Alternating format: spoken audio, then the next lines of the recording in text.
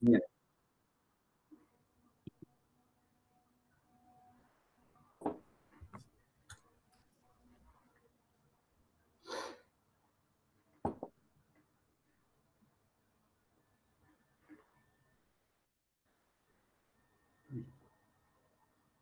Espero que desaparezca el logo de Paula o arranco, ¿cómo No, no, sería? no, ya cuando quieras. Perfecto. Bueno, buenas tardes. Bienvenidos a la mesa de discusión Teatro Independiente, Teatro de Grupo y Democracia en el NOA.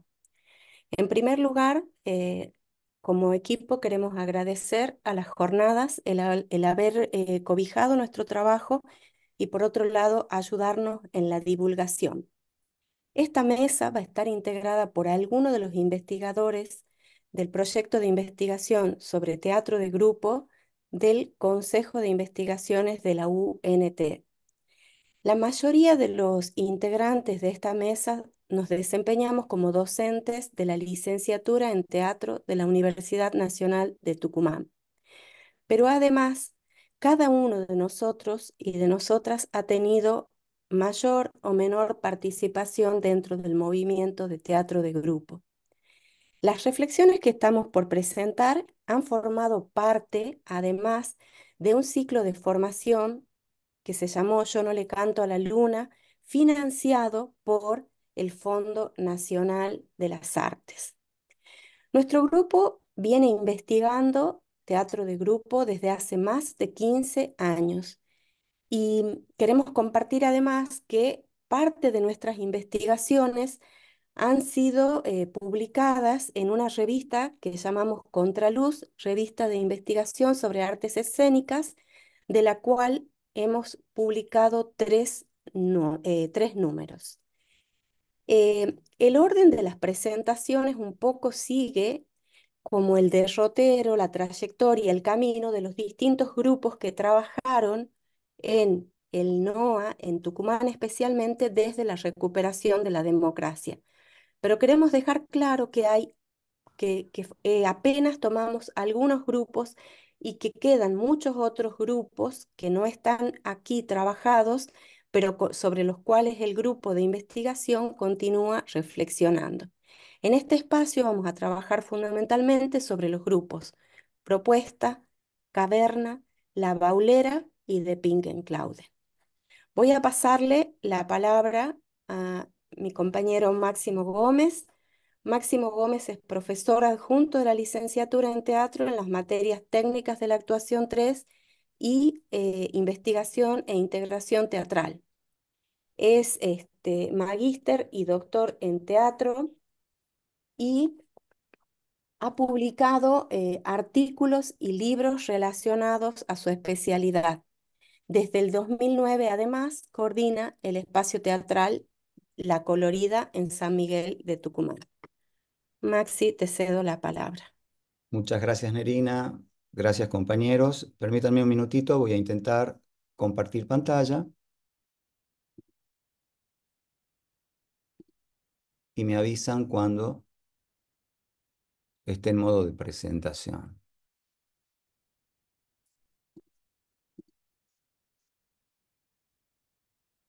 ¿Está ahí? Perfecto. Bueno, un poco la presentación que yo quisiera hacer, que siempre va a ser escasa en el tiempo que tenemos, la he llamado Teatro de Grupo y Democracia, categoría sociohistórica para pensar las grupalidades autogestivas. Y me parece que este es un detalle importante, entender que el teatro de grupo, como otras categorías que por ahí tienen algún grado de coincidencia, son categorías que no pueden ser pensadas, analizadas en su profundidad y comprendidas si no se lo realiza en el marco de un contexto determinado. Entonces, en este sentido, me gustaría de alguna forma decir que el teatro de grupo surge en los años 70, tanto en Europa como en Latinoamérica, en un contexto político complejo. porque estábamos atravesando un periodo de cierta violencia política. Si pensamos un poquito Latinoamérica, podremos recordar, ¿no es cierto?, que estábamos en una situación en donde muchos países estaban en dictadura y había una revolución que de alguna forma se oponía, y el contexto europeo también estaba bastante convulsionado, ya que determinados grupos políticos, tanto de la extrema izquierda como de la extrema derecha, se manifestaban a través de actos violentos como la explosión de bombas, como el secuestro extorsivo de algunos políticos con su posterior muerte, etcétera, lo que convulsionó muchísimo a las sociedades de los diferentes estados, digamos, que sufrían este tipo de atentados. Y paralelamente, digamos, a esta situación, se comenzó a observar un fenómeno muy curioso, que es la aparición de una gran cantidad de grupos de jóvenes que proponían a través del arte y a través del teatro una forma distinta de expresarse políticamente y de exponer sus ideales sociales. Esto fue un fenómeno que no solamente ocurrió en Europa, sino que también ocurrió en Latinoamérica, por lo que de alguna forma todos estos grupos nacieron como una respuesta de resistencia frente a ciertas formas de violencia, pero no por ello menos politizados, sino al contrario, tratando de encontrar un medio de expresión que les permitiera tener una incidencia real en la sociedad, solo que a través de otros medios y fundamentalmente a través de los medios artísticos. Entonces, en este sentido, nosotros podemos expresar casi de manera general algunas directrices que constituyen o que nos dan una idea de la estructura constitutiva del teatro de grupo, de lo que nosotros denominamos teatro de grupo, entendiendo que es una categoría y que todas las categorías son un poco odiosas en el sentido que uno las estudia de una manera un poco purista, pero que nunca en la realidad este purismo se da tal cual, ¿no? Entonces, uno de los primeros ejes es, para mí, el siguiente. ¿Existen diferencias entre el teatro de grupo y el movimiento de teatro independiente? Me parece que esta es una pregunta importante, sobre todo hoy, porque nosotros con la Ley Nacional del Teatro entendemos que hay un paraguas legal que cobija tanto a grupos independientes como a grupos de teatro. Pero sobre todo porque en las diferentes regiones de nuestro país el desarrollo de las grupalidades se fue dando de una manera no del todo homogénea.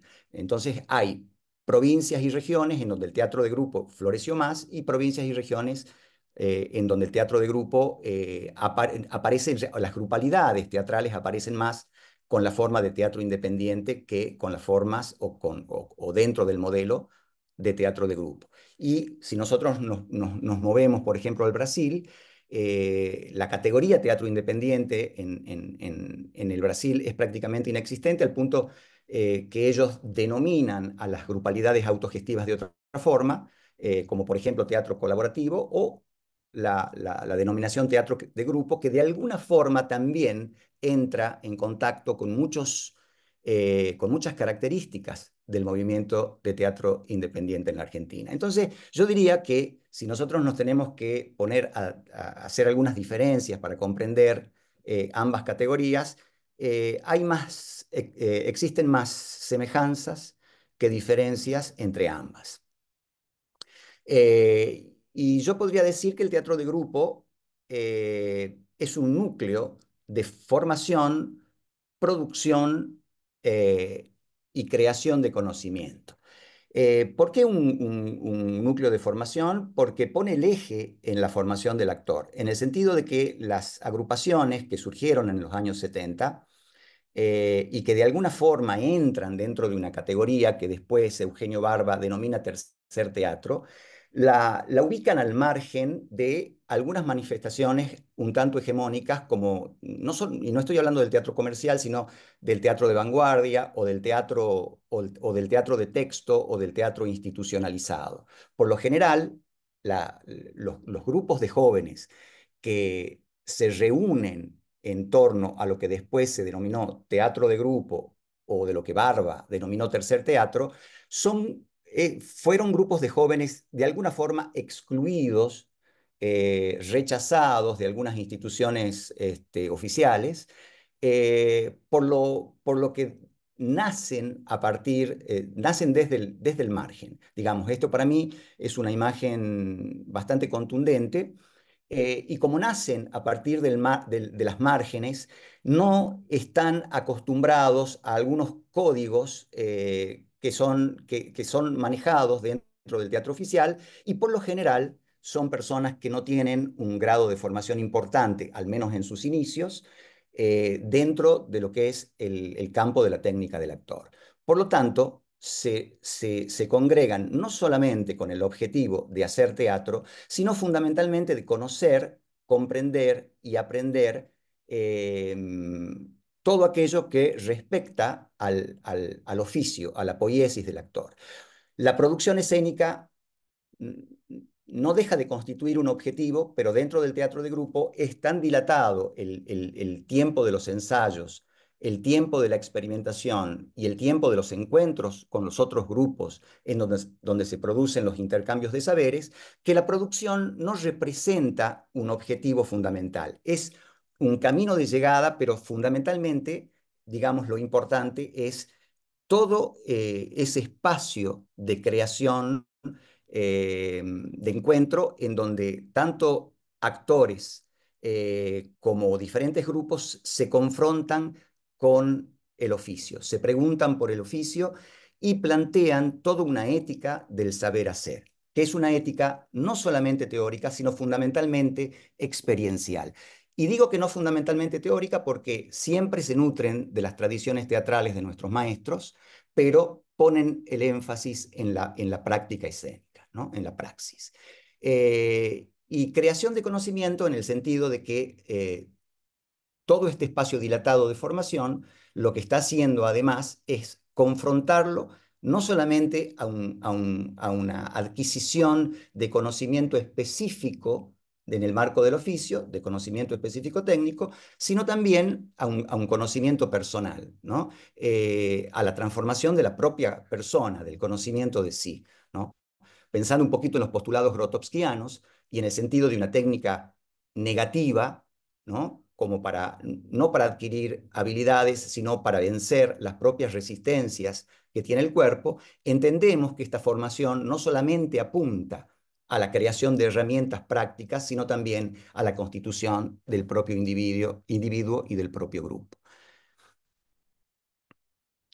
Y por otro lado, el teatro de grupo se funda a partir de un proyecto a largo plazo. Esto que podría también tener puntos de coincidencia muy grandes con el teatro independiente, creo que hoy, para los jóvenes contemporáneos, resulta un hecho curioso porque lo importante dentro de estas agrupaciones, al menos, era la constitución, no era el objetivo del espectáculo, sino realmente crear una comunidad y crear una cultura dentro de esa comunidad. Esto es importante también decirlo porque no estamos hablando de una única identidad en la gran cantidad de grupos que comenzaron a florecer tanto en Latinoamérica como en Europa en la década del 70. Sino que estamos hablando de una cultura grupal, ¿m?, que estaba basada fundamentalmente en aspectos solidarios, en la ruptura de un cierto esquematismo vertical, en donde la importancia del autor o la importancia del director de alguna manera constituían todo, para crear un espacio colaborativo de creación en todos los roles inherentes al quehacer teatral. Entonces, en este sentido, la creación de esa cultura implicaba la constitución de un proyecto a largo plazo, a diferencia del teatro independiente, en el que de repente lo más importante era el espectáculo y, por ejemplo, si nosotros pensamos en uno de los teatros independientes icónicos de Tucumán, como nuestro teatro, que se conformaban a partir de una asociación civil, en sus asambleas de fin de año, para ellos era muy importante proyectar 4 o 5 espectáculos que iban a iniciar el año siguiente porque era el anclaje del grupo. Eso no significaba que el grupo de teatro independiente no se formase, sino que ponía el énfasis en la producción y paralelamente el actor amateur tenía una serie de actividades que le permitía su formación. Es decir, yo podría cambiar la fórmula y decir, así como el teatro de grupo es un núcleo de formación, producción y creación, tal vez el teatro independiente fue un núcleo de producción, formación y creación de conocimiento. Pero también es importante recalcar ese proyecto a largo plazo que consolidaba la estructura grupal de esto que llamamos teatro de grupo de una manera muy especial. Y en este sentido, el teatro de grupo empieza a crear repertorio porque ya no le interesa tanto la superproducción, sino que la creación de sus espectáculos, por ser ellos una célula comunitaria, humana, que se proyectan en el tiempo, pueden también sostener esos espectáculos que crean a lo largo del tiempo. Entonces hoy podemos ver grupos de teatro como el grupo Yuyascani de Perú, que tienen 40, 50 años de vida y que reproducen espectáculos del grupo cuando sus actores recién iniciaban. Es decir, actores de 60 años hacen espectáculos de cuando tenían 20, obviamente resignificando todo el espectáculo a partir de sus corporalidades actuales, de su edad, de sus límites y de su sabiduría. Si bien podemos comprenderlo al teatro de grupo creando categorías, también podemos decir que constituye una cultura en constante movimiento. Y esto lo digo precisamente porque más allá de que nosotros podamos establecer estas y otras características constitutivas del teatro de grupo, es importante entender que el teatro de grupo el teatro de grupo eh, se va consolidando a partir de ciertos acuerdos que también entran en diálogo con la cultura. Por lo tanto, aquellos acuerdos que de alguna forma constituyeron la cultura de los años 70, hoy serán distintos y será necesario también generar nuevas reflexiones vinculadas a cómo entendemos hoy o cómo se adapta hoy el teatro de grupo a las circunstancias de la cultura contemporánea. Yo podría decir, a modo de síntesis, entonces, que el teatro de grupo promueve algunas acciones reactivas, habiendo sido también su origen, un origen de resistencia, a partir de la transformación de la escena, porque modifica sustancialmente la escena hegemónica, a partir de nuevas propuestas dramatúrgicas porque expande el campo y permite también la aparición de la dramaturgia del actor, la dramaturgia del espacio, la dramaturgia de la luz, con igual intensidad que la dramaturgia del texto. También incorpora nuevos usos del cuerpo al comprender el cuerpo sígnico y al no basar su experimentación en las dramaturgias de autores. Por lo tanto, a partir de todo esto, nosotros podemos comprender y entender que el teatro de grupo produce aportes sustanciales en relación a la expansión del campo teatral y también de las técnicas y usos del actor, porque trabaja en la consolidación del oficio. Bueno, esto ya lo había dicho, el teatro de grupo es denominado en ese sentido tercer teatro y solamente me gustaría aportar para esta diapositiva que Barba considera tercer teatro como tercer sexo o como tercer mundo, digamos, apelando realmente a una constitución que está conformada no por nombres, sino por un conjunto de identidades anónimas que refuerzan la grupalidad y que sacan fuerza de la grupalidad, creando en ese sentido fuerza a partir de los márgenes o de las márgenes. Y los teatros de grupo se constituyen también, según Eugenio Barba, a través de estos tres ejes. ¿Cómo hacer teatro? Y aquí está el desarrollo del oficio, el desarrollo de la poiesis, la necesidad de los encuentros. ¿Para qué hacer teatro? Que es una pregunta filosófica, pero que de alguna manera me ancla en la necesidad de investigar, de desarrollar el oficio y de invertir todo un tiempo que también va a ser un tiempo para el conocimiento de sí. Y cómo continuar haciendo teatro, que para Barba esta respuesta de alguna manera queda dicha cuando uno entiende la necesidad o cuando uno entiende la pregunta anterior, ¿por qué yo hago teatro? Entender estos fundamentos también me proyecta con otras herramientas hacia el futuro.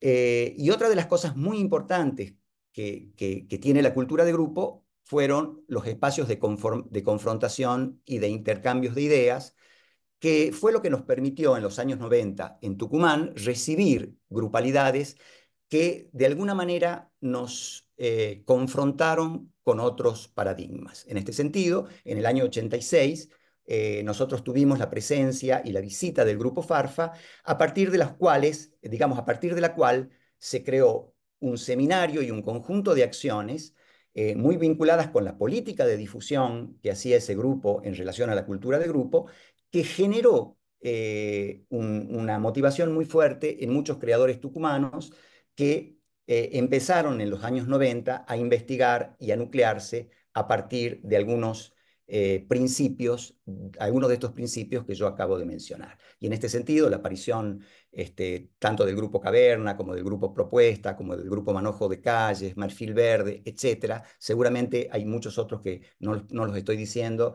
y que han sido parte de esa época, han florecido también gracias al intercambio y a la difusión de algunos grupos un poco más formados que llegaban con todo su saber práctico y creaban espacios de encuentro. Hasta aquí llego, Nerina. Muchas gracias. Bueno, muchísimas gracias, Maxi. Este, bueno, ahora continuamos con Sergio Aguilar. Sergio es docente en las cátedras de técnicas corporal y 2 y 3 de la licenciatura en teatro de la Universidad Nacional de Tucumán. Es investigador categorizado por el Consejo de Investigaciones de la UNT. Además, es actor del Teatro Estable de la provincia, dependiente del ente cultural. Formó parte del grupo Propuesta, donde se desempeñó como actor durante 10 años en los 80 bajo la dirección de Oscar Nemet.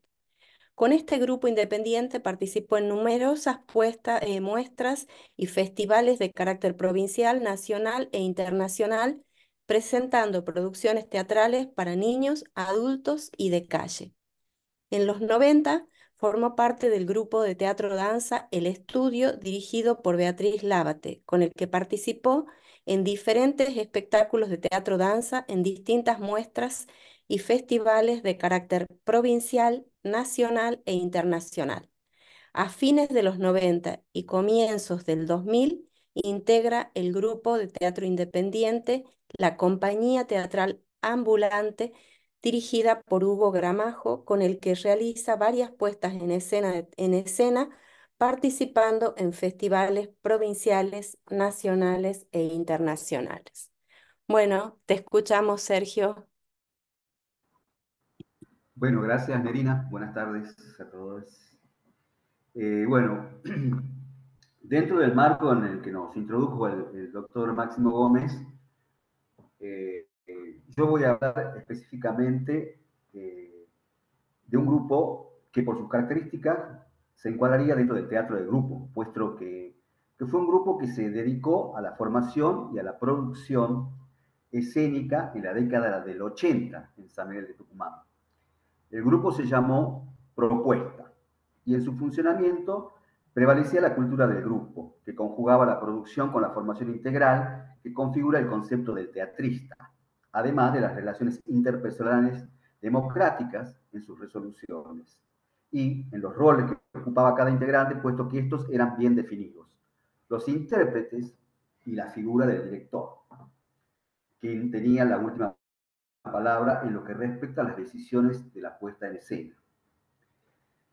Si bien siempre se producía con la idea y aporte de todos los integrantes, en lo escénico la última palabra la tenía el director, y eso era naturalmente aceptado por el resto del grupo. En lo que respecta a las otras actividades del grupo, como organizar cursos, seminarios que siempre hacíamos, trayendo maestros, o alguna actividad, o las cuestiones de producción escénica, la realización de elementos para la escena, de utilería, bueno, eso lo hacía, las decisiones eran grupales. Y todo esto estaba realizado en forma casi artesanal por el grupo. Bien, como decía, se distribuía equitativamente, la decisión era siempre consensuada o votadas. El grupo propuesta, esperen que voy a compartir un poco de la pantalla.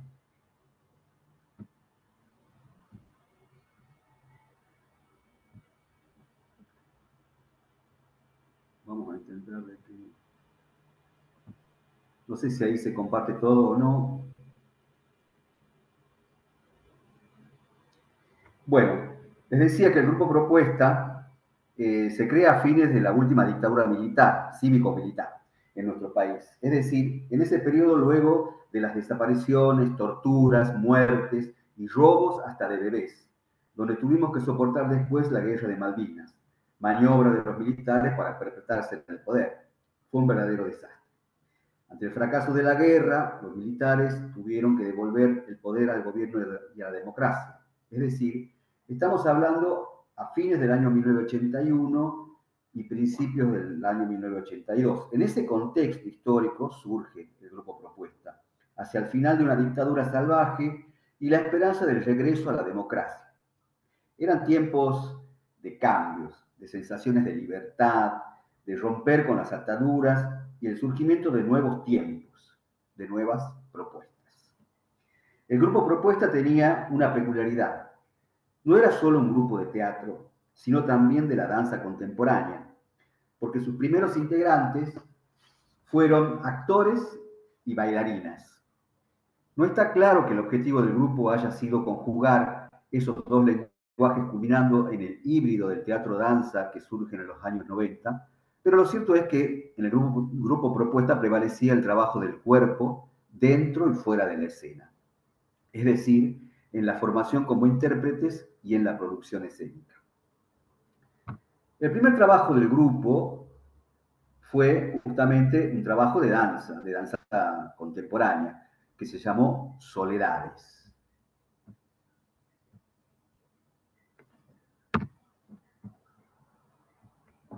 Soledades se estrenó el 3 de diciembre de 1982 en la sala de la Biblioteca Alberdi, con la coreografía de las dos integrantes bailarinas del grupo, que eran Beatriz Lábate y Norma Pelacio. La banda de sonido era de Luis Olivera, que era otro integrante del grupo, y Oscar Neme, que hacía vestuario e iluminación, que después se transformaría en el director del grupo. Después de este trabajo, y casi al mismo tiempo se empieza a producir ya una obra de teatro, donde ya participaban todos los integrantes del grupo. Esa obra se llamó Pastos Verdes y Josefino Truco, que era una obra de teatro de Norberto Campos, un dramaturgo y director rosarino de esa época. Luego vino, bueno, se estrenó ahí, como estamos viendo, también en el año 1983, pero en agosto. Después vinieron dos trabajos también de Acá vemos fotos de Josefino Truco, podemos ver Pasto Verde y Josefino Truco, donde ahí participaban todos los integrantes. Ahí están Oscar Nemet, bueno, acá están los varones, ¿no? Y la peculiaridad era que trabajaban con muñecos en ese trabajo. Luego de esto, vinieron nuevos recitales de danza, donde nuevamente son las bailarinas las que toman la posta, siempre con las coreografías de Beatriz Lábate y Norma Pelacio, y esta vez con bailarines invitados. En este caso, Las Mendigas, eso se fue en agosto del 83 en la Sociedad Sarmiento, y después está la obra Milongón, también de Norma Pelacio y Beatriz Lábate, donde ahí están bailarines invitados como Josefina Álvarez, Hugo Velarde, Genaro Trujillo, Ernesto Caro. Bien, luego de estas recitales de danza, ahí está Hugo Velardes con Josefina. Viene un nuevo trabajo donde se invita a otros dos actores. Esto es ya una obra de teatro dirigida por Manuel Macarini, un director y dramaturgo tucumano. En esta obra se lo llama como invitados a Bernardo Brunetti y a Roberto Cerda, que son los protagónicos de la obra, y además trabaja Beatriz Lábate y Jorge Delgado también como invitado, donde eran como ayudantes de escena, hacían en este trabajo. Ahí vemos el programa de mano de la época. Esta es una foto de la obra. El señor Ricachón se estrena en noviembre de 1983 en la sala de la Sociedad Sarmiento de San Miguel de Tucumán, realizando un ciclo de funciones por la provincia y la región. Bueno, con lo que vengo detallando precedentemente, explica por qué al comienzo el grupo producía por un lado teatro y por otro lado recitales de danza, hasta que en 1984, con la renovación de sus integrantes, comenzó a producir más desde el teatro, y dentro del teatro, más específicamente desde la creación colectiva. A partir de ese año, todos los trabajos del grupo, hasta su disolución en 1991, fueron creaciones colectivas. Los espectáculos escénicos no partían de ningún texto dramático, partían de ideas, de búsquedas de nuevas formas de producción.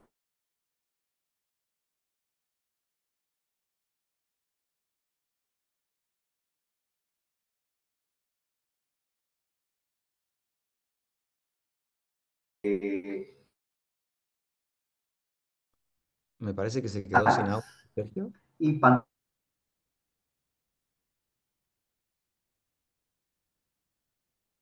arbitrariamente unas a otras. Por eso el primero de estos trabajos se llamó Garabateando, porque remitía a los garabatos que dibujaban los niños. No se contaba ninguna historia, se conjugaban distintas situaciones escénicas que se iban sucediendo una tras otra, en un entramado de diferentes juegos rítmicos y pantomímicos donde la música en off jugaba un papel importante. Ese es el programa en mano del espectáculo Garabateando. Se trataba de un espectáculo Perdóname, pensado Sergio, para poder realizarlo discúlpame, en no, cualquier... Sergio, discúlpame, no estás compartiendo Sí, pantalla ahora. No apareció el programa de Garabateando. es que se cortó un poco, ¿no?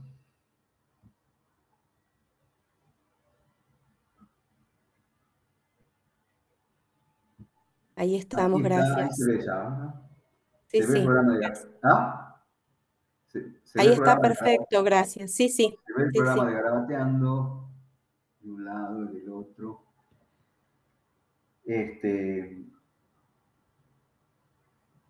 La idea del Garabateando, uno que...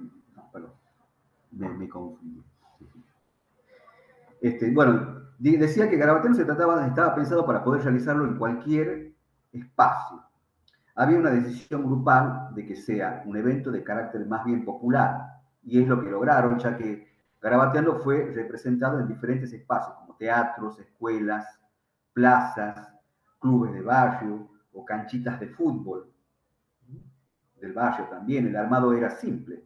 Debían colgar un telón de fondo, como ahí podemos ver en las fotos, que decía, con letras rojas, en un telón blanco, letras rojas, que decía Garabateando. Ese telón enmarcaba el espacio escénico y detrás del telón era el espacio fuera de escena, donde los intérpretes pasaban para cambiar algún vestuario o elemento y regresar para la escena y comenzar un nuevo garabato. Este espectáculo se gestó en el año 1984 y se estrenó en el Abril Cultural Salteño en abril del año 1985. Y participó de numerosos festivales y encuentros de teatros en el país y también en el exterior, como Sao Paulo, Brasil. Esta obra se siguió realizando hasta el año 1988, cuando se estrenó el siguiente trabajo, también para niños, que se llamó Garabateando 2.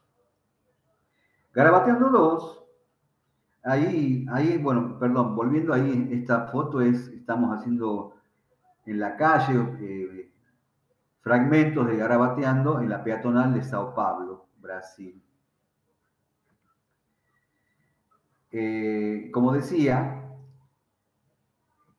luego de este trabajo, Garabateando, surgió Garabateando 2.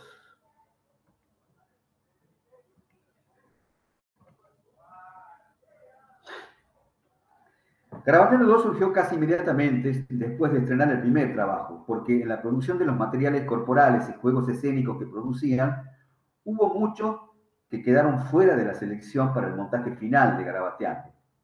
Bueno, que ahora le podemos decir Garabateando 1, ¿verdad?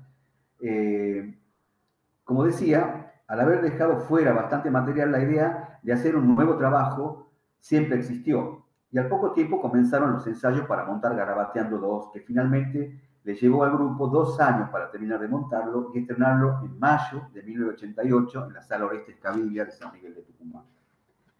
En este trabajo, acá es cuando ingresan al grupo quien les habla, Sergio Aguilar, Bernardo Brunetti, que ya había actuado en El Señor Vizcachón, y Ricardo Sobrano. Y se integra Jorge Sarmiento en Garabateando 2. La idea del nombre del espectáculo surgió como una suerte de juego irónico, porque en esa época era el auge del cine, de los Rocky 1, Rocky 2, Rocky 3, o Tiburón 1, Tiburón 2. Entonces, como siempre, se pensó en ese trabajo como una continuidad del anterior, le pusieron ese nombre. Por otro lado, en este espectáculo, el grupo decidió también hacer una suerte de homenaje a los grandes del cine de mudo, como Charles Chaplin, Buster Keaton, y también al Gordo y el Flaco y los Tres Chiflados. En ese sentido, el espectáculo tenía muchas citas de estos grandes del humor. Desde lo estético también se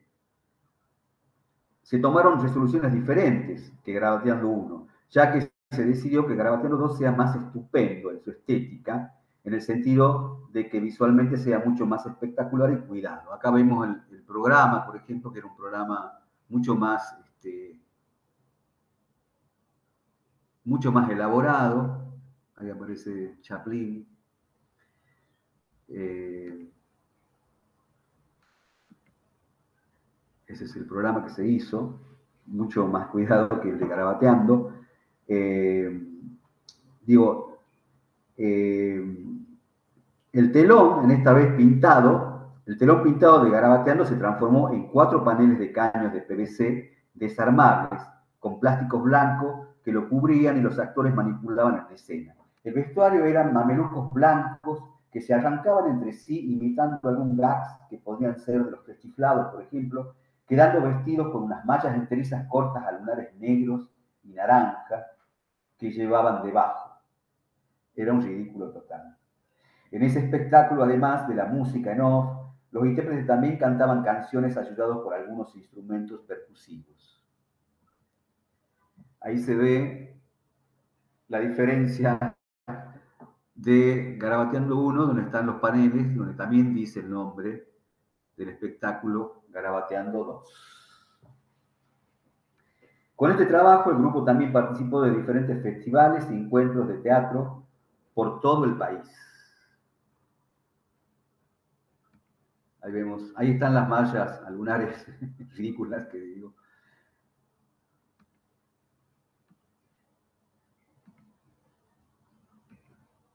Bien. Después, luego del estreno de Garabateando 2, el grupo asistió a uno de los encuentros latinoamericanos de teatro en la provincia de Córdoba para nutrirse viendo distintas expuestas teatrales y además realizar distintos cursos y seminarios. En la conciencia del grupo existía la necesidad de formarse con diferentes maestros de teatro y de la danza permanentemente. Este tema de la formación en los grupos propuestas lo ampliaré en otros escritos.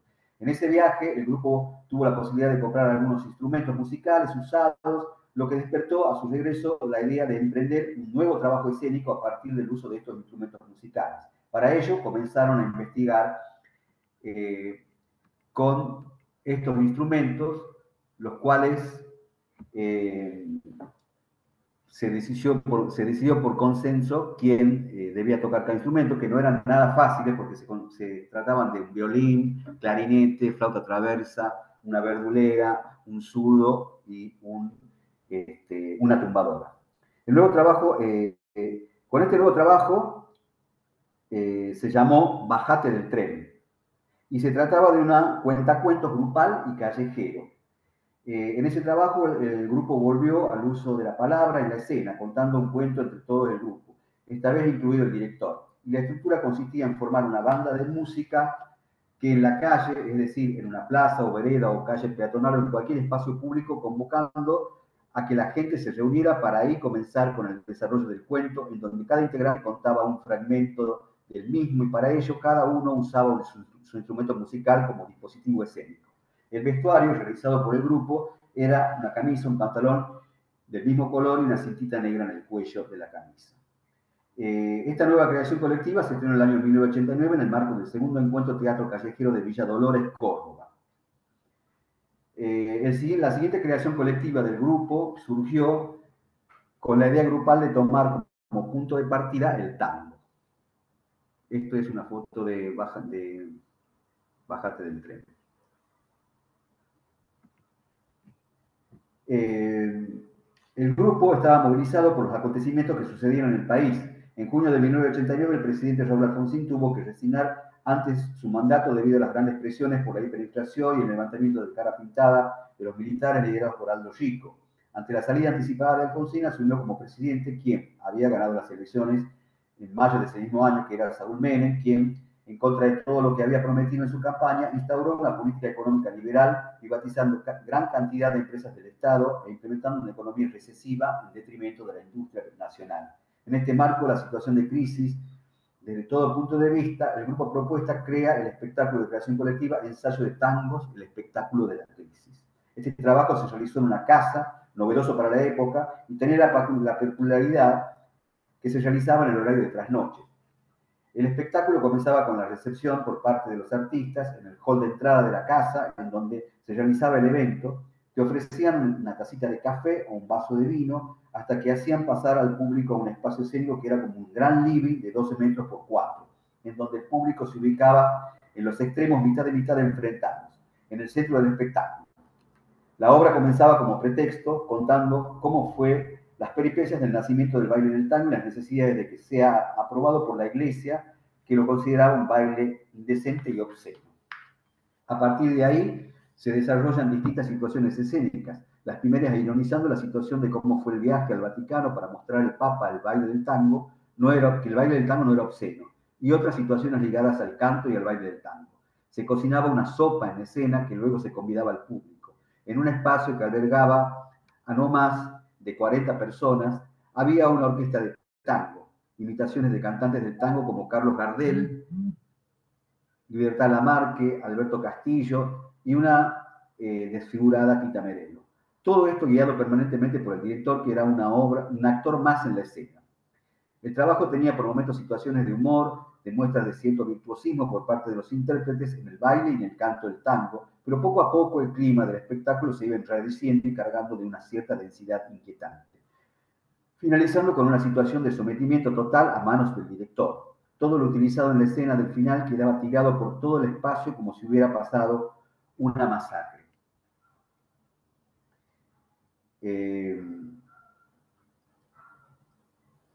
Que esta masacre era tal vez la que estábamos viviendo socialmente en ese momento en nuestro país.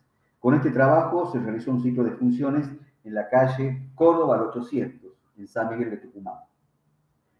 Luego de este último espectáculo, el grupo se emprendió en un nuevo proyecto para hacer una nueva obra para niños que estuvieron ensayando un tiempo, pero no prosperó. Lo último que realizaron como grupo fue un evento que se hizo por última vez en la fábrica de papel, por única vez, perdón, en una fábrica abandonada de papel, donde junto a otros grupos independientes como el Teatro Inestable de Tucumán, el grupo de danza contemporánea La Otra y la banda de rock and roll realizaron un espectáculo multidisciplinario que se llamó Un Blues en la calle del Vicio, en donde se recreaba un nightclub en el que tocaba la banda de rock and roll y las bailarinas bailaban en un ambiente de la mafia de los años 50, en donde se producían tiros, líos y cosas gordas. Este evento se realizó en La Paperera en junio de 1991 en San Miguel de Tucumán.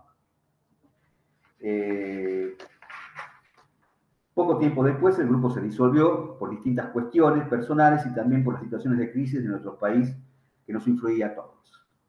Me atrevería a afirmar que el grupo Propuesta marcó una nueva forma de encarar el trabajo independiente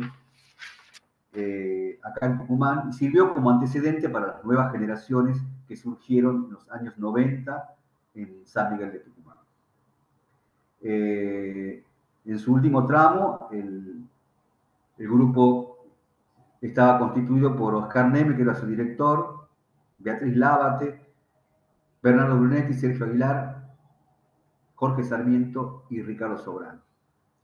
Bueno, hasta acá más o menos raudamente terminando las peripecias del grupo Propuesta. Gracias y disculpen la demora. Muchas gracias, Sergio. Muchas gracias. ¿Querés pasar algunas fotos más o...? Bueno, dale, gracias, entiendo. Y ahora nos acompaña Marcela Martínez. Marcela Martínez es integrante del equipo de investigación, es licenciada en Ciencias de la Educación, integra el programa de formación de recursos humanos de la Facultad de Artes en la Cátedra de Historia de las Estructuras Teatrales y tuvo un paso por el grupo Caverna. Marcela, te escuchamos.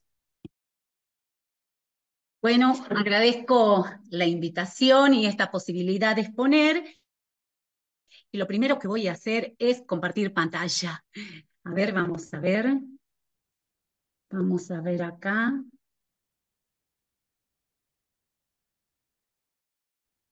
Y aquí.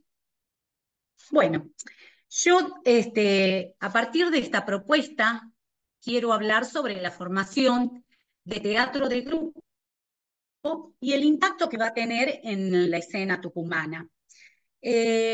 Para comenzar, yo quería contar que esta concepción que tomo para analizar es una concepción filosófica, estética, que también la atravieso por mi experiencia en este paso de la facultad y cómo participo de un grupo que es llamado Caverna, que va a ser parte de lo que va a ser mi formación en cuanto a teatro de grupo. El profesor Máximo Gómez, en el año 1993, comienza con la cátedra de técnicas actuación 3. Ha demorado en efectivizarse esta cátedra porque recién se estaba iniciando esta propuesta y la facultad estaba incorporando una generación nueva y algunos inconvenientes también que se resolvían.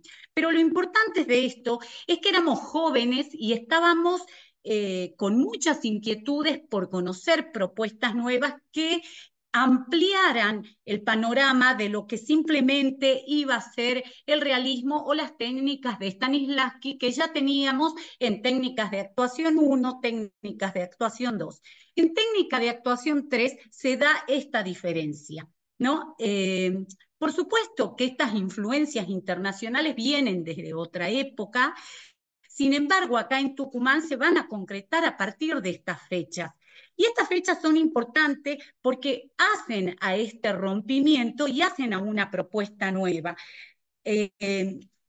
Más adelante la vamos a conocer como la antropología teatral, vamos a empezar a leer Barba y esta propuesta de este estudio de cómo se da este comportamiento escénico, los preexpresivos, tanto en actrices como en actores, que se encuentran en la base transcultural de los distintos géneros, estilos, y que se van a presentar en los colectivos grupales. Empezamos a indagar y encontraba una relación muy cercana entre el teatro de laboratorio y el teatro y la antropología teatral.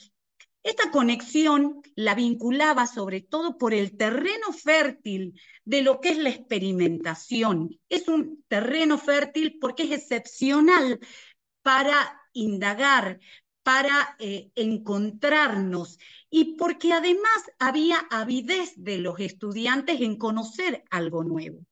Entonces esto se presentó como una oportunidad.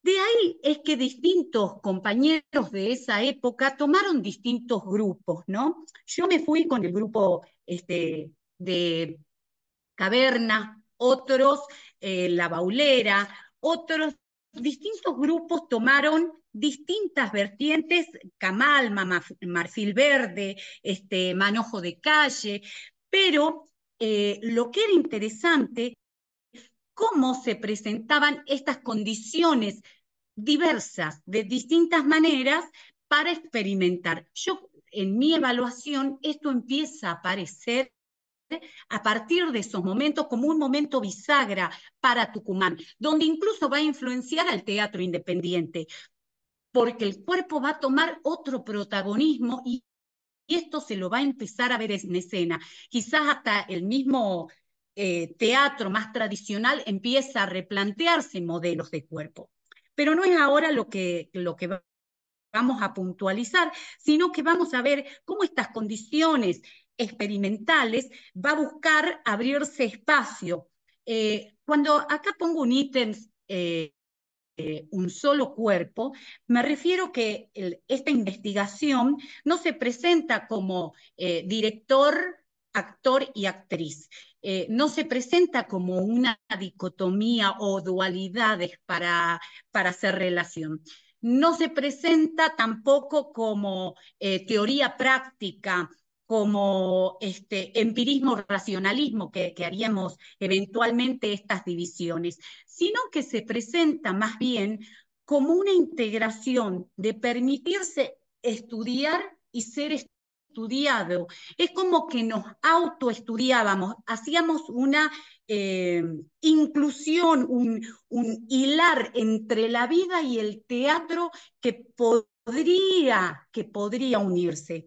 Si bien esto en la facultad no llegaría a producirse porque, bueno, obviamente es posible el teatro laboratorio, lo experimental en la facultad, en una unidad académica como es la cátedra de actuación, y quizás no porque tiene este imperativo de que necesita, como decía el profesor, estos tiempos dilatados, estos espacios que busca romper lo convencional, unidades de acción que no son las convencionales.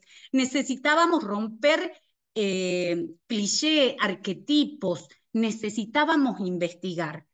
Esto de la investigación fue muy importante y nos despertó muchísimo entusiasmo, lo que nos llevó a participar en distintos grupos. Y ahí radica como la dificultad, que en la facultad se puede realizar solo una presentación de lo que puede ser el teatro de grupo, pero en realidad hay que vivirlo y en su profundidad hay que experimentarlo. Es así que yo cuento cómo este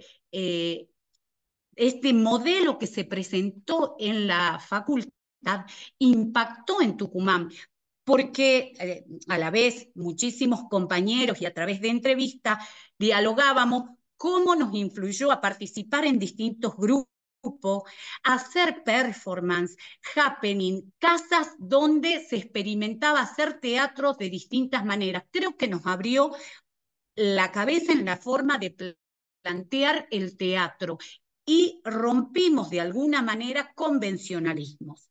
Ahora, cuando yo me incluyo a participar del grupo Caverna, encuentro tres características que me parecen importantes. Una de las características, el teatro ritual de la vida, el cuerpo como parte central del rito. Otra de las características, el teatro de grupo entre lo apolíneo y lo dionisíaco. Acá hago una analogía que la voy a desarrollar brevemente, y también la cuestión más política, si queremos decir, con el teatro de grupo como teatro de la resistencia en los años 90.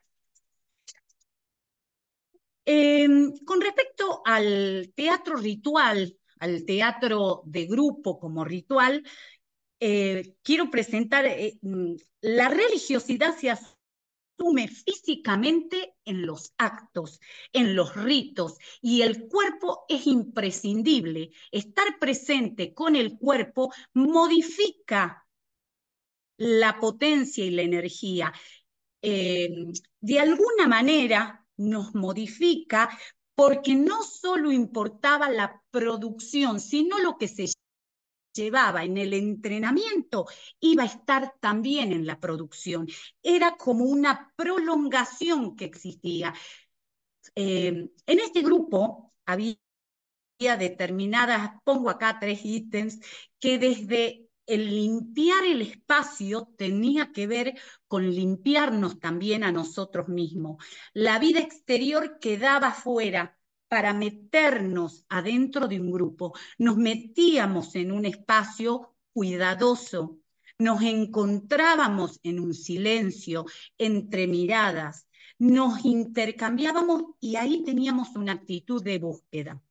Esta actitud de búsqueda, es importante decir que una búsqueda es una humilde búsqueda porque no sabemos con qué nos encontramos. No hay una actitud de búsqueda en la que realmente podemos reconocernos. O la intención es romper con estos clichés, arquetipos, romper con mecanismos que probablemente tenemos. Esto es sutil. Esto es un proceso, y es un proceso de entrega, es un proceso de soltarnos. Pero ahí había una cierta mística, un cierto encuentro con estas partes que nos conformaban y que de alguna manera la palabra no era lo central. Quizás otra cosa nos acogía. Cuando utilizábamos la palabra también, era una palabra cuidadosa, y hasta podría decir con cierto tono de amorosidad para entender el ejercicio, conocer nuestros límites, ver cómo era nuestro cuerpo y cuál podría ser nuestra potencia. Esa búsqueda nos permitía encontrarnos a nosotros mismos y ligar de alguna manera esto que se planteaba de vida y teatro.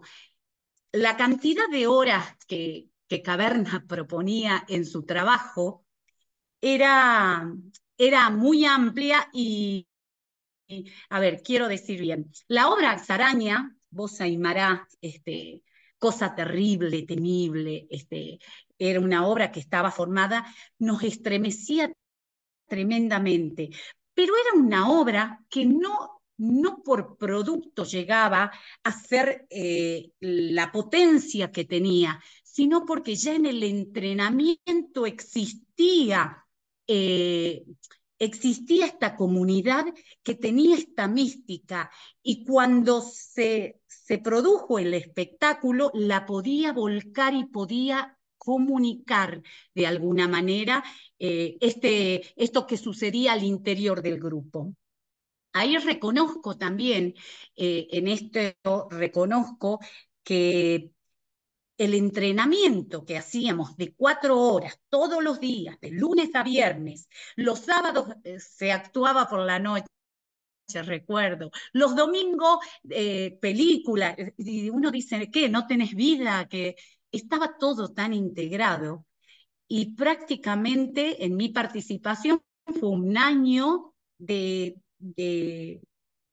suma. Incluso habíamos realizado un viaje a Londrinas, donde buscábamos encontrarnos con estos grupos que llevaban un estilo de vida, ¿no? Bueno, esta obra también era muy significativa porque se preguntaba por el origen del mundo, del hombre, el origen, a quién soy, hacia dónde voy, qué es la vida, qué es la muerte, el sacrificio, la entrega. Era conmovedor lo que pasaba también a nivel energético. Internamente nos pasaba, pero lográbamos ahí una transferencia entre lo que nos pasaba, aunque no fuéramos las actrices las que llevábamos esa voz, sino también el director y los que estábamos ahí acompañando y los que hacíamos una labor de contención del grupo. Nos pasaba a todos esto, mucho más, por supuesto, a las actrices, ¿no? Sigo porque creo que voy a cumplir el tiempo. Y quiero decir, acá otro punto que me parecía importante, el teatro de grupo entre lo apolíneo y lo dionisíaco. Nietzsche considera el arte, también esta propuesta de la unidad entre la vida y la obra, tomando la propuesta del nacimiento de la tragedia, en que diferencia dos estéticas, lo apolíneo y lo dionisíaco. Lo apolíneo, ese dios vaticinador, el padre del mundo del Olimpo, quien exige mesura, armonía, voluntad de superación, gran sentido de realidad, todo lo que implica medida de tiempo, espacio y causalidad. Lo apolíneo, en este caso, lo analogo, lo comparo con la estética del teatro realista o el teatro independiente que se daba, con sus técnicas de personajes individualizados y de realidades cotidianas, con conflictos situacionales y en un contexto de tiempo y espacio convencionales y vividos. Lo dionisíaco, en cambio, ese dios también embriagador que celebra fiestas y el encuentro se hacía cantando, bailando, exorbitante, desenfrenado, sexual, de referencia tenemos las orgías dionisíacas, el placer, el eros. Todo esto se despertaba, y yo creo que también se despertaba para el interior del grupo, porque esto estaba en juego. ¿Cómo no poner en juego la sensibilidad? ¿Cómo no poner en juego las emociones? ¿Quién ahí dentro no se ha enamorado? ¿Cómo poder pasar realmente estas pruebas tan fuertes que puede llegar esta convivencia y no sentirse enamorado?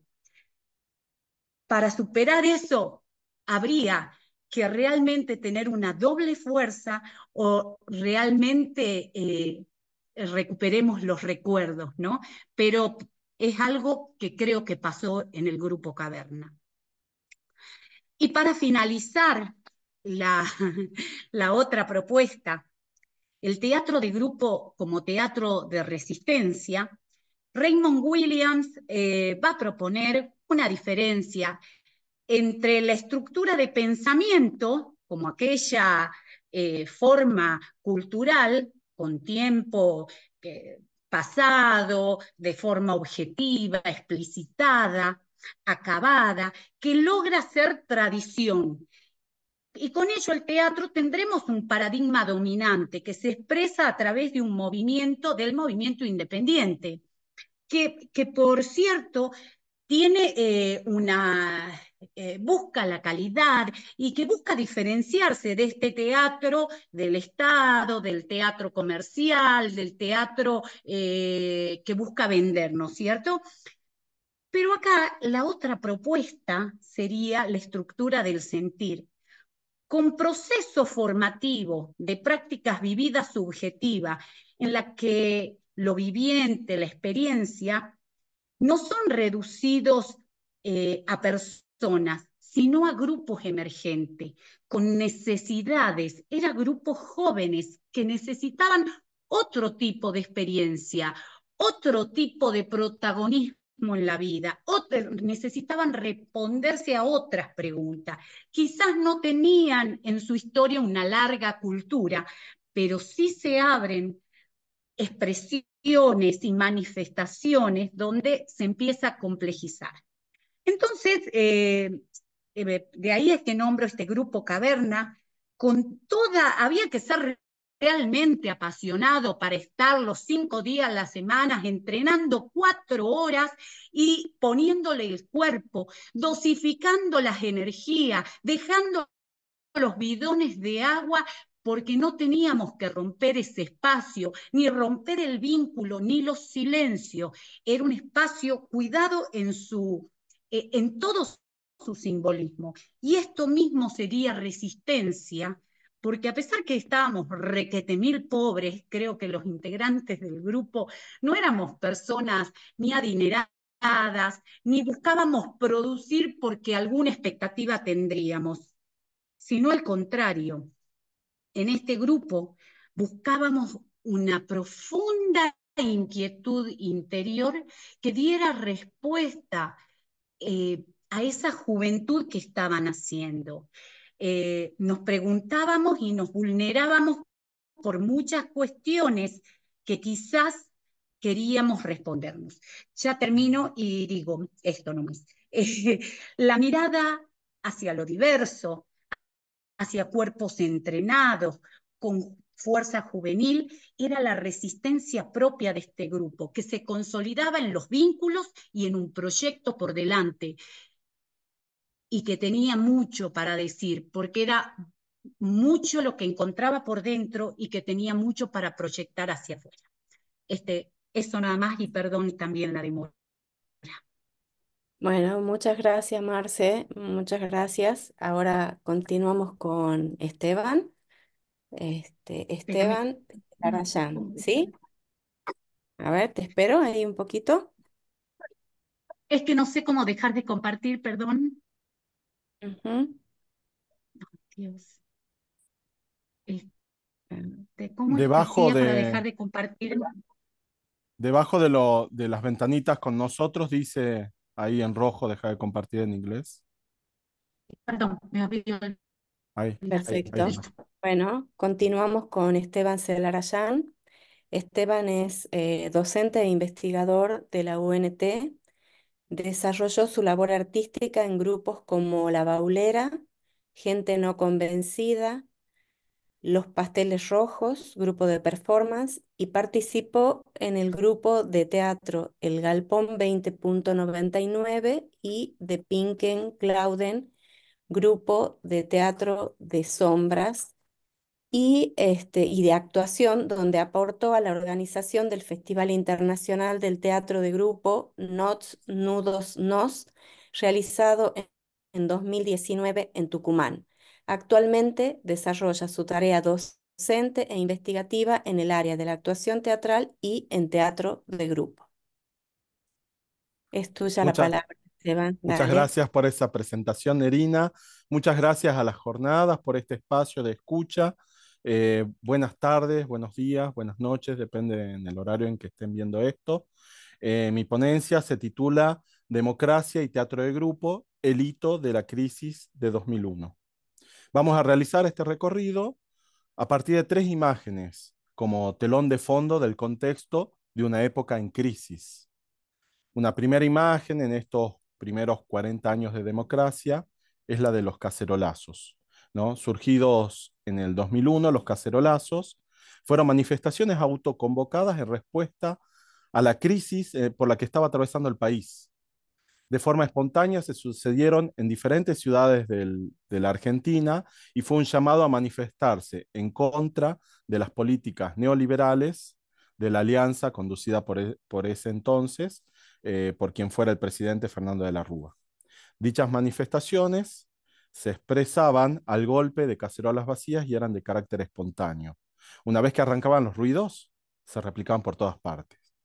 El cacerolazo comenzaba en el domicilio de cada persona, lo cual permitió un alto grado de adhesión y de participación como protesta social. Y este tipo de manifestación desembocó, luego del Corralito, en una gran movilización en Buenos Aires a Plaza de Mayo en diciembre de 2001, provocando la renuncia del presidente de la Nación. Una segunda imagen, un helicóptero. Un helicóptero que sale de la azotea de Casa Rosada luego de la renuncia de la Rúa. Una tercera imagen, el Corralito. El Corralito es la expresión con la cual se designó a la restricción de la extracción de dinero de los plazos fijos, de las cuentas corrientes y de las cajas de ahorro de la población para evitar la salida de dinero del sistema bancario. Estas tres imágenes están unidas por su historia y significaron la crisis de 2001.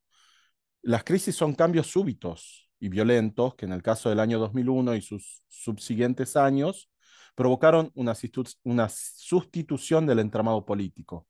Las crisis implican un fuerte grado de incertidumbre acerca de su duración, del grado de destrucción en el tejido social que provocan y de su reversibilidad o no.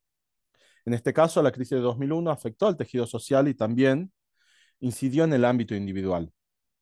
La crisis es la síntesis de la producción de un efecto en el plano de la sensibilidad social, personal y grupal, en tanto que marcó biografías personales, grupales, sociales y políticas. Entonces, a partir de esta síntesis, les invito a que juntos realicemos un recorrido situado en este tiempo histórico, donde, como telón de fondo, les decía, están estas imágenes que finalizaron en la crisis de 2001 y donde les presento como protagonista al colectivo artístico La Baulera, grupo de investigación y producción teatral. Es decir, que en este recorte vamos a pensar los primeros años de este siglo, ¿sí? Años marcados por la crisis. Una breve reseña histórica sobre La Baulera es que nace en el año 1993, donde se junta un grupo de personas para realizar un espectáculo a partir de Romeo y Julieta. La eligen para hablar del amor y de la realidad latinoamericana. Y este inicio está marcado por un trabajo de experimentación, cuerpo y voz de actores y actrices, con ensayos diarios de entre 3 y 4 horas de duración, donde primó la producción de lo que comúnmente conocemos como teatro laboratorio. Esta fue la primera etapa del grupo con esta obra. Luego, en los siguientes años de la década del 90, atraviesa la grupalidad de La Baulera por 3 etapas más, donde muchos de sus integrantes migran a Buenos Aires y a otras ciudades de Argentina. Pero quienes se quedan desarrollan un cierto interés por la performance, el arte de acción y por un tipo de producción inmediata dentro del teatro. Y bueno, en este caso sentimos que la bisagra, o lo que analizo es la bisagra de entre la etapa cuarta y quinta, están los espectáculos Cara de Caballo y Yerma. Los integrantes del grupo durante este periodo analizado, los primeros años del 2000 hasta su disolución, son Jorge Gutiérrez, quien desde el inicio del grupo en 1993 asume el rol de dirección, Tuli López y Nando Migueles, ambos ingresan en los años 95 y 96 respectivamente como actores de la obra Cara de Caballo, espectáculo que fue estrenado en 1998. Alrededor de los primeros años de este presente siglo, La Baulera, grupo de investigación y producción teatral, hace un balance de su recorrido, ya que estaba a punto de cumplir una década en el 2003, y proponen una serie de ejes que condicionan el desarrollo del trabajo grupal, y ellos los expresaban de esta forma: la necesidad de planificar una nueva etapa de trabajo, la quinta, y donde declaran objetivos bien claros para seguir funcionando como grupo. Por un lado, el primer objetivo, la reafirmación a la pertenencia grupal, con actividades tendientes a recuperar la memoria grupal e individual, porque bueno, el grupo empezaba a desgranarse y quedaban menos integrantes y sobre todo de la primera camada, ¿no? Entonces se abren espacios de discusión y reflexión y se les asigna roles para cada integrante para poder llevar adelante la parte de entrenamiento del actor. Otro objetivo es el crecimiento de la labor grupal. En este sentido, su actividad fue la de generar un espacio de formación a partir del entrenamiento del actor, donde en septiembre de 2001 se llevó a cabo una serie de talleres y allí se convocan a posibles nuevos integrantes. Otro objetivo es profundizar circuitos de distribución para los espectáculos que ya nombré, Cara de Caballo y Yerma. Y otro objetivo es provocar anclajes institucionales para favorecer el trabajo de investigación. Y por último, la compilación, archivo y análisis del material producido en esos años. Ese es el primer eje de trabajo. El segundo, voy a tomar una cita de un escrito del grupo para las 12ª jornada de reflexión sobre el arte en julio del 2002, que sucedieron en la Facultad de Arte de la UNT. Y ellos escriben ahí, voy a leer, cito: necesidad de recomponer los sistemas de producción y distribución del producto artístico en el marco de una profunda crisis socioeconómica que sufre nuestro país y que afecta no solo el consumo, sino también a la situación individual de los integrantes, con el agravante de no contar con un espacio propio para la realización de nuestras experiencias. Y el otro eje de este condicionante del trabajo grupal es seguir abonando al cruce de las artes visuales e internalización a partir del lenguaje de la performance, concepto que el grupo fue desarrollando desde sus inicios. Bueno, es decir que con la incorporación de nuevos integrantes, actores y actrices, en el año 2000, en un proyecto escénico que no llegó a estrenarse nunca, basado en un cuento de Gabriel García Márquez, que se llama La increíble y triste historia de la cándida Heréndira y de su abuela desalmada, es que el grupo comienza a abrirse también a nuevos participantes y ahí hay un nexo, un contacto, que es el caso de Fernando Flores, que era compañero universitario de los primeros años, mío y de otra serie de personas, que nos invitan a estos talleres que les contaba. Entonces, luego de una serie de acciones, de talleres creativos, centrados en el entrenamiento y como expresaban en ese momento los integrantes más viejos del grupo, era para nivelar y poder charlar en un cierto nivel de lenguaje, que era lo que proponía este grupo de teatro en su configuración, ¿no? Un poco muy acorde a lo que decía Marcela en su exposición, lejos del realismo stanislavskiano, ¿sí? Bueno, por un lado, La Baulera ya estaba con sus producciones en cartel. Cara de Caballo, una versión escénica de una novela de Juana Guerma Salazar, un autor salteño, que era actuada por todos los integrantes del grupo. Y por otro lado, Yerma, de Federico García Lorca. Ahí en ese espectáculo, además de las integrantes del grupo, participaban en calidad de invitados dos personalidades de la escena teatral tucumana: Beatriz Lábate, que generó una gran influencia en lo que fue el cruce del teatro y de la danza contemporánea a nivel regional, no solo tucumano, y Juan Tríbulo, actor, docente y fundador de la carrera de teatro en la Universidad Nacional de Tucumán. Ambos en roles protagónicos de la obra Yerma, Juan y Yerma en este caso. Bueno, esta quinta etapa de La Baulera, que es la que estamos analizando, año 2001, podemos nombrar nuevos integrantes, además de López, Gutiérrez y Migueles. Aparecen los nombres de Cecilia Casanova, Ezequiel Raduski, Maximiliano Vera, Bobby Toscano, María Bubillo y quien les habla, Esteban Celarayán.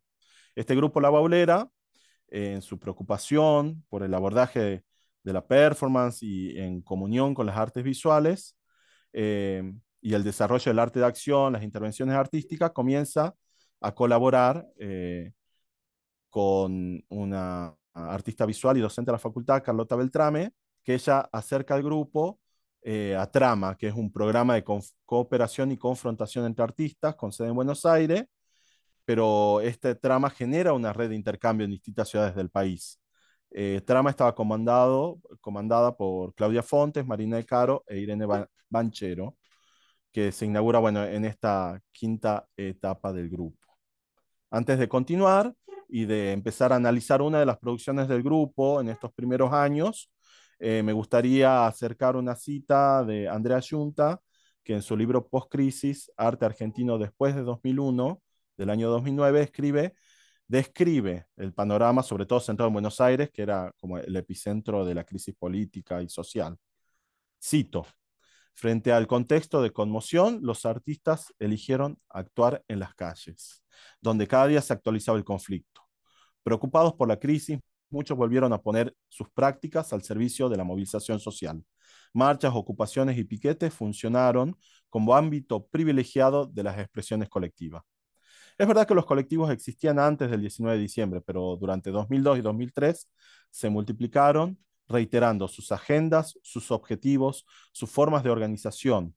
No deja de ser cierto que la crisis vende ante la mirada extranjera. Las imágenes de violencia que transmitían los noticieros internacionales confirmaban que la historia se producía en ese momento en la Argentina. Es así como les decía, con este telón de fondo de la crisis y quizá frente a alguna de las críticas que se le hacía al teatro de grupo, sobre todo en los 90, de encerrarse sobre sí mismo en los espacios, creo que en mi historia personal, ir al encuentro del grupo era ir a la calle primero, salir de casa y bueno, ser atravesadas todas las personas por la crisis que estamos viviendo. Es así que llegamos al año 2002, eh, con un trabajo, punto de vista, y como título de esta exposición le puse La Plaza Independencia no es lo que parece, ya que trabajamos una obra de carácter site específico, de sitio específico, con la Plaza Independencia, que es la plaza central en la ciudad de San Miguel de Tucumán. En su incorporación a Trama, La Baulera,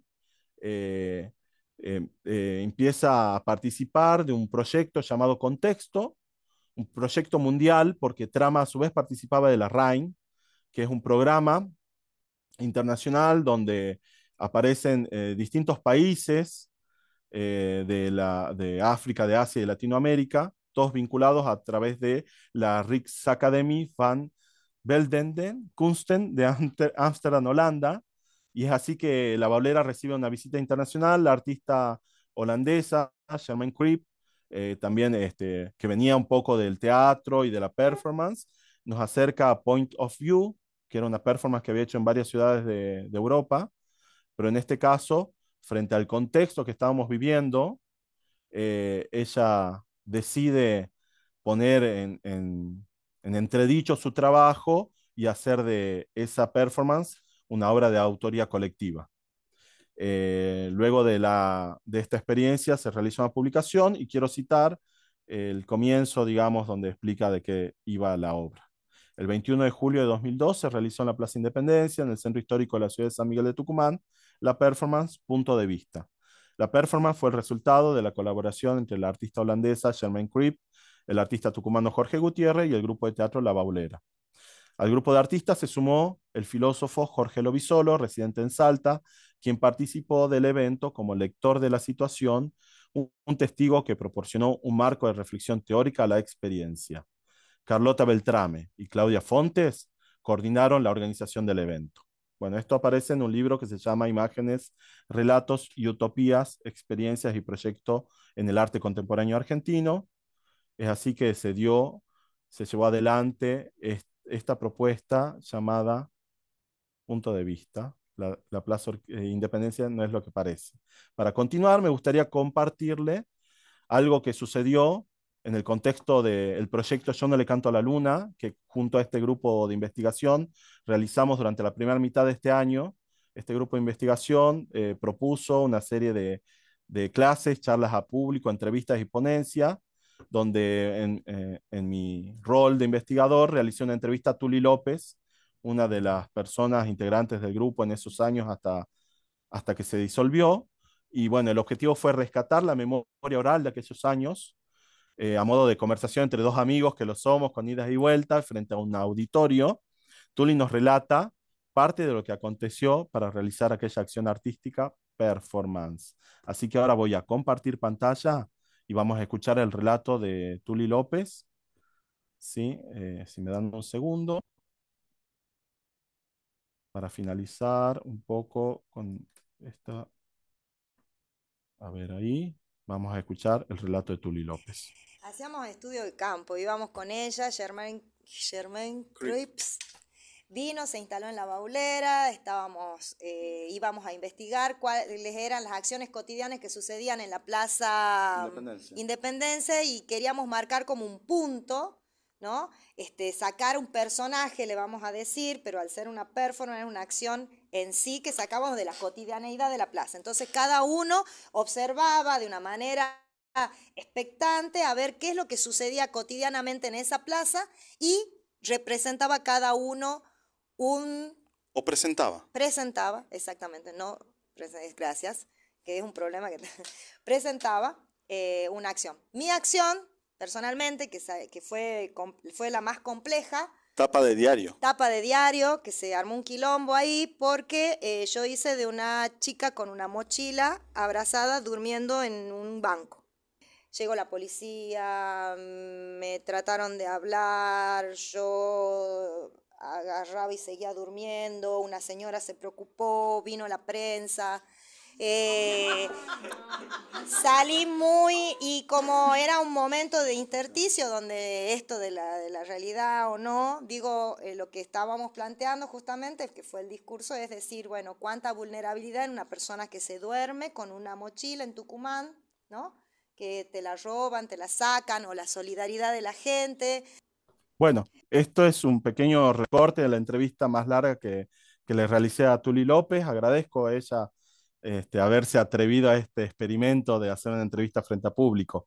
Pero básicamente, para ir finalizando, este trabajo proponía una apertura de la realidad, es decir, los actores y las actrices o performers, no es que íbamos a representar personajes súper teatrales con vestuario marcadamente teatral, sino que nos mimetizamos en el contexto, ya que como han visto en las diapositivas, estaba muy cargada la situación de teatralidad, cómo competir frente a los jubilados encadenados que marchaban los miércoles en la Plaza Independencia, ¿no?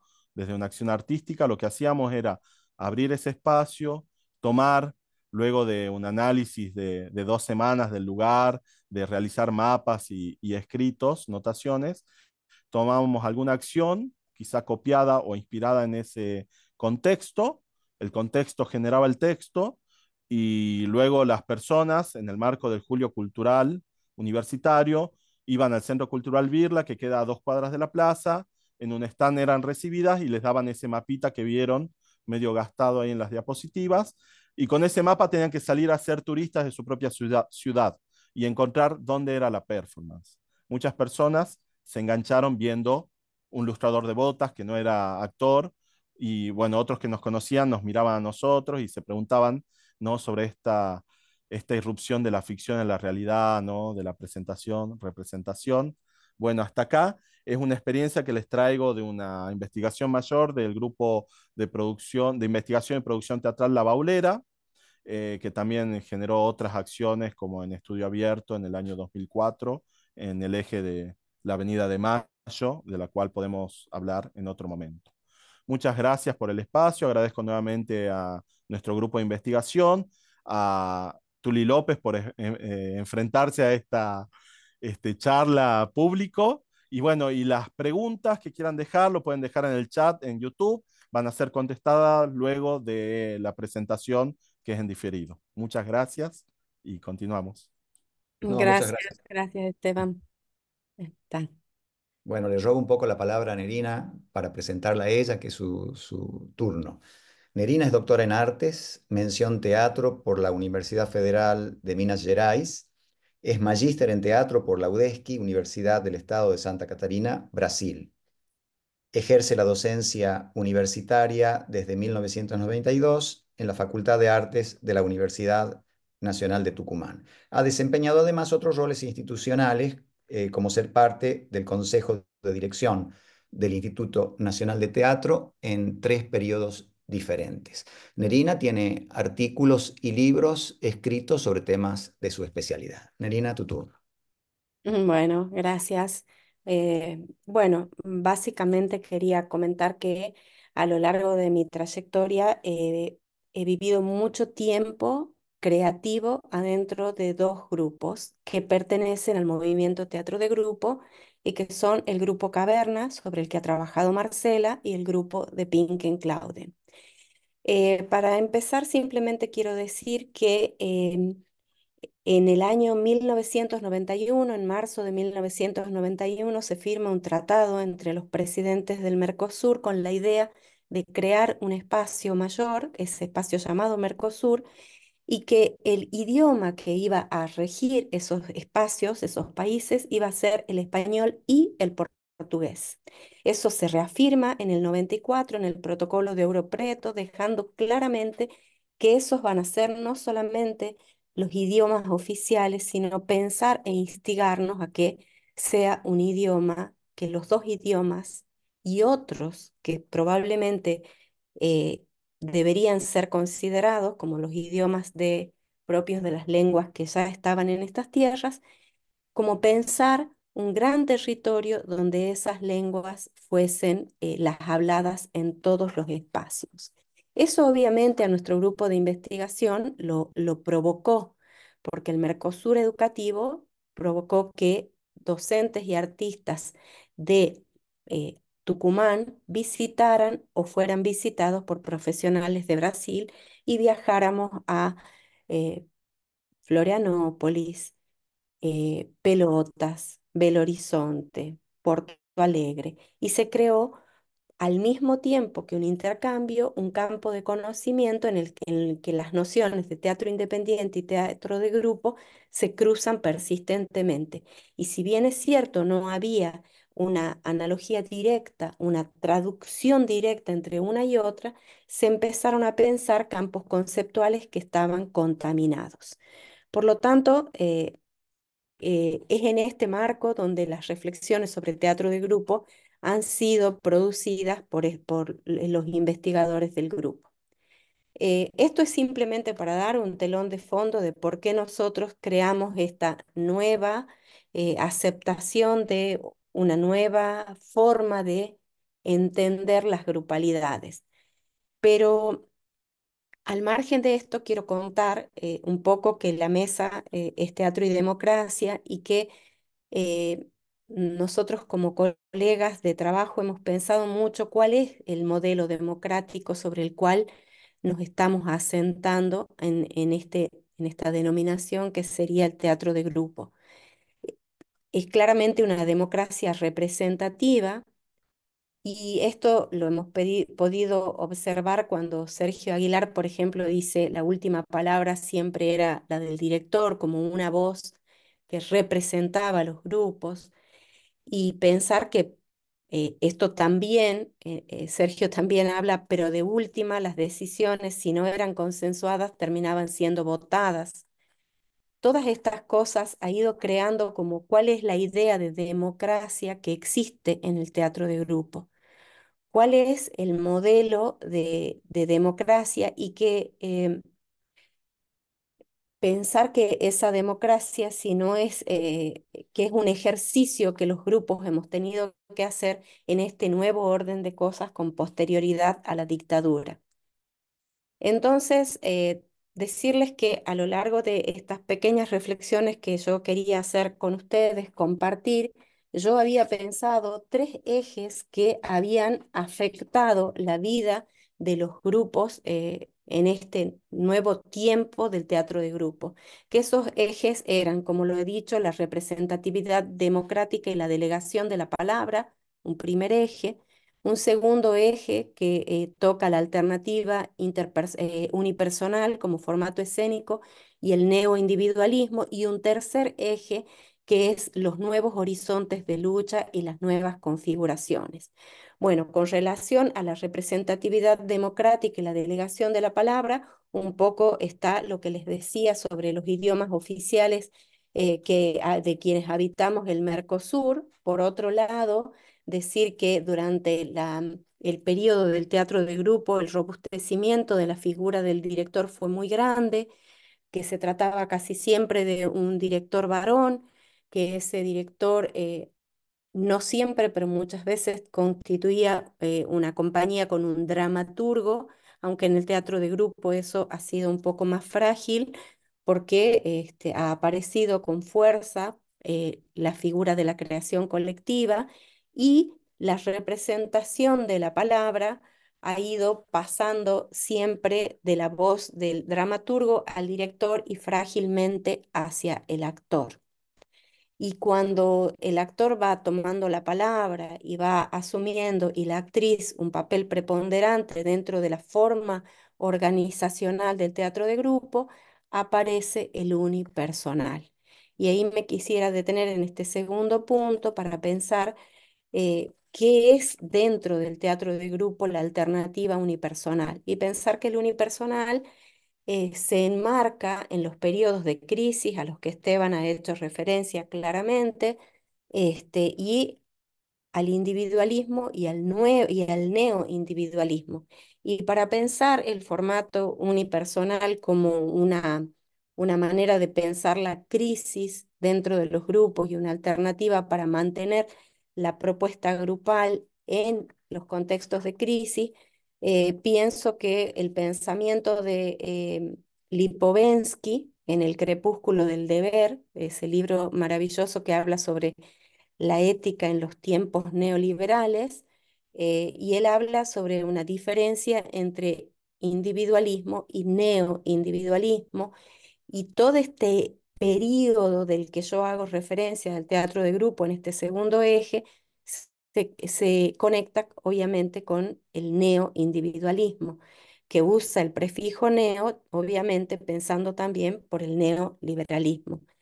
Y es un periodo en el que las agendas personales son más importantes que las agendas grupales, en que la administración del cuerpo va sufriendo o va viviendo en lo social nuevos desafíos sobre la administración de mi propio cuerpo con relación al cuerpo colectivo, y el vínculo con el otro, con la otra, se ve obviamente impregnado de estas nuevas líneas de pensamiento. Y tiene una imagen Lipovensky que dice cómo son esos nuevos tiempos, y dice: cuando alguien se cae a mi lado, yo no lo levanto, pero no porque no me interesa que se haya caído, sino porque no lo veo. Y no lo veo porque estoy mirándome a mí mismo. Entonces, bueno, el neoindividualismo y el unipersonal tienen una relación muy fuerte. Y finalmente, el último eje sobre el cual yo quiero comentar que atraviesa el teatro de grupo es mi pasaje del grupo de teatro Caverna a de Pink and Clauden, que ya de Pink and Clauden es un grupo más, si no de mujeres, porque ha habido varones, un grupo con mirada sobre las demandas que las mujeres están haciendo en la nueva historia del teatro. Y para eso me parecía como bastante revelador lo que plantea Ramiro Manduca en su trabajo sobre teatro abierto 1985 y el proyecto Otro Teatro, ¿no? Y en este artículo él toma el proyecto Otro Teatro, que es un proyecto en el que Adelma Lago fue una persona muy importante, y que lideró las discusiones sobre qué papel tenía, cómo seguía teatro abierto en la democracia, cuáles eran las demandas a las que tenía que atender, y en otras entrevistas, no solo en lo que le plantea Ramiro, sino en otras entrevistas ella dice: si la utopía era lo social en la primera parte de teatro abierto, las utopías hoy deberían ser utopías más vinculadas al teatro de género, al lugar, al papel de la mujer. Y esto creo que ha sido lo que de alguna manera nos ha llevado a las mujeres que hemos integrado de Pink and Clauden como una necesidad de crear nuestras propias búsquedas y nuestras propias demandas. Y entonces, estos tres campos sobre los que yo reflexiono tienen que ver fundamentalmente con un recorrido que para mí es coincidente con el teatro de grupo en el proceso que va desde la recuperación democrática, el neoliberalismo y el feminismo. Bueno, eso era lo que quería compartir con ustedes. Eh, con esto creo que daríamos por cerrada la mesa. Agradecer, eh, agradecer especialmente a las jornadas. Creo que son un espacio que nos permiten, situados desde nuestra provincia, poder compartir nuestro pensamiento y esperamos que esto nos traiga, como ha planteado Esteban, preguntas, nos traigan compañeros de reflexión y una defensa, como siempre, del teatro independiente y el teatro de grupo.